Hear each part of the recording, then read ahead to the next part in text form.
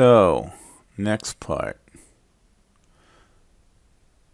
As I mentioned, we rearranged these equations to produce something that looks like a linear graph because we want to do a straight line or linear fit.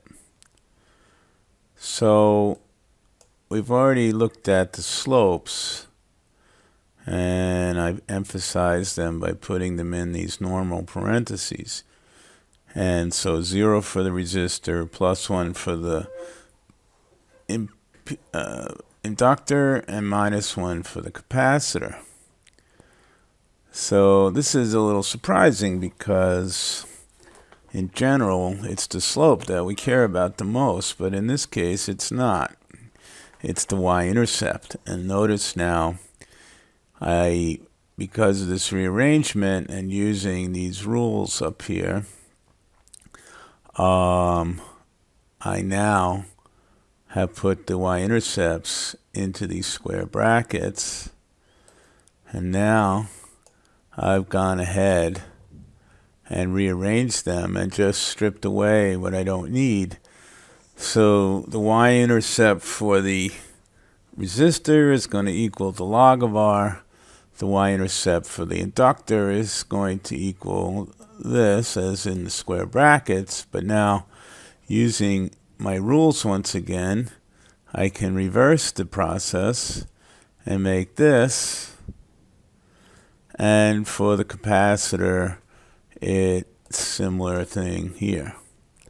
And nota bene, if I do publish this PDF, you can't just copy paste all this stuff into your notebooks, because then I've done all the work and it's you who's supposed to be doing the work.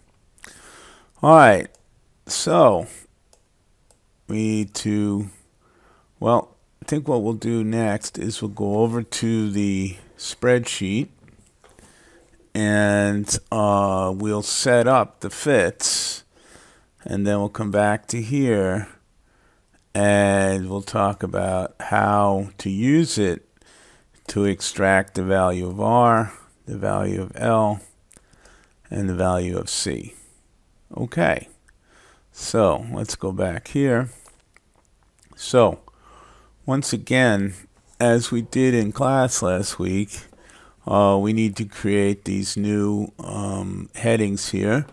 Excuse me, for log of F, log of Z.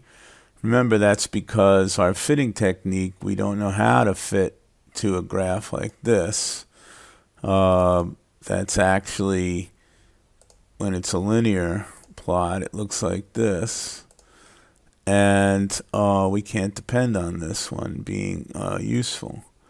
So we have to literally calculate the log of F and log of Z. And then we have to do our error propagation equation just as we did earlier.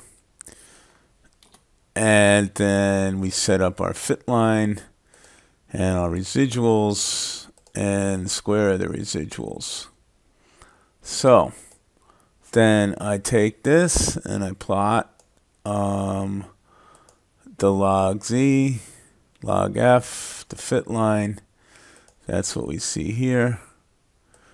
And there it goes. And then the fit line here. And I changed it into a line, and we did all that.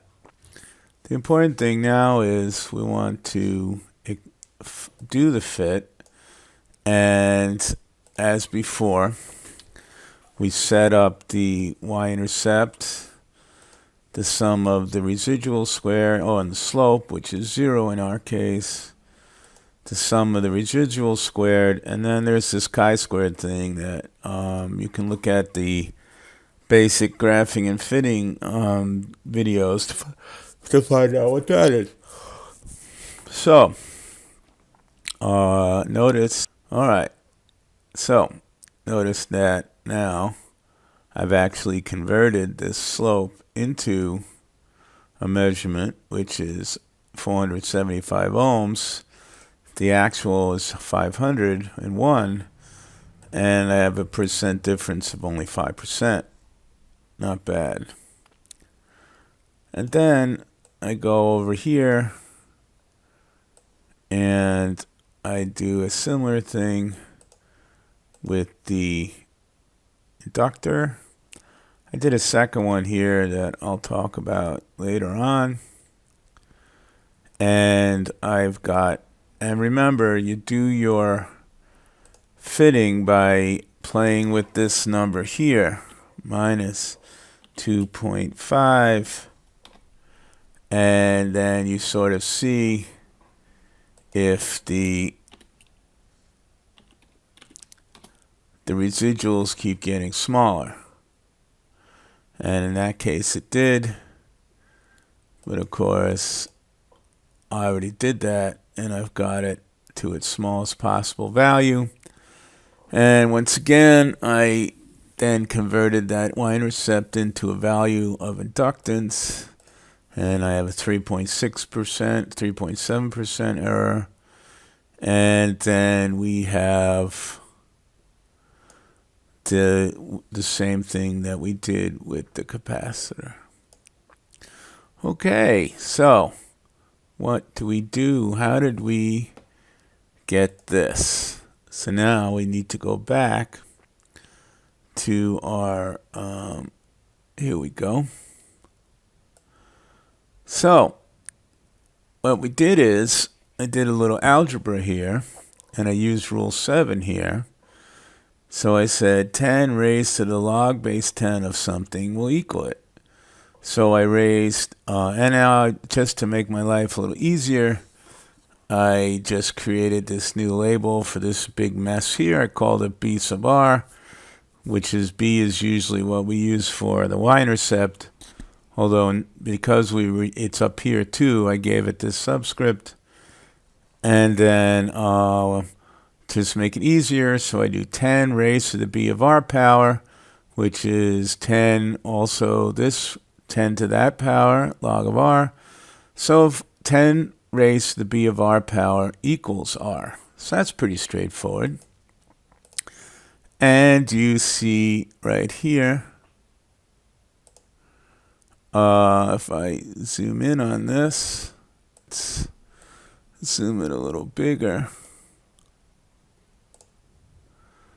And go click, and then you see it's simply 10 raised to the y-intercept, and it comes out. Here I just reformatted it to not be scientific notation.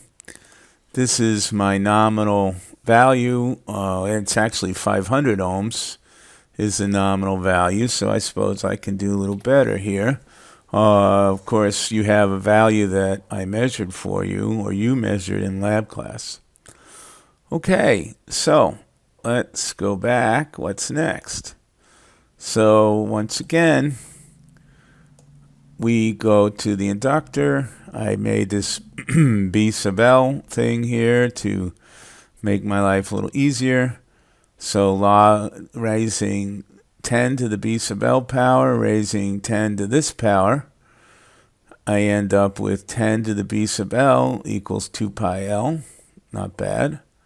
I rearrange it, and then the inductance equals 10, the slope, 10 raised to the slope power divided by 2 pi. And I go here.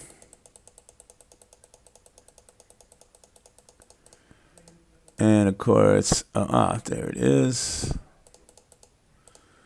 There's my y-intercept. And there it is. 10 raised to the y-intercept divided by 2 pi. And I get 7.12 times 10 to the negative 4. And I just do this to make it microhenries.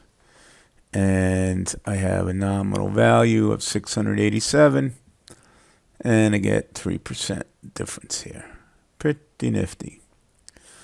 And then lastly, I go to the capacitor, and I go through the same, but now it's 1 over 2 pi times 10 raised to the BC power. So So we scroll away down to the capacitor. And you see, there it is. 1 over, see the parentheses here. And then I just converted it to nanofarads, because when I measured it for you, I read it off to you in nanofarads. It just looks nicer. And there you go. This is the first part of the analysis, answering the analysis questions.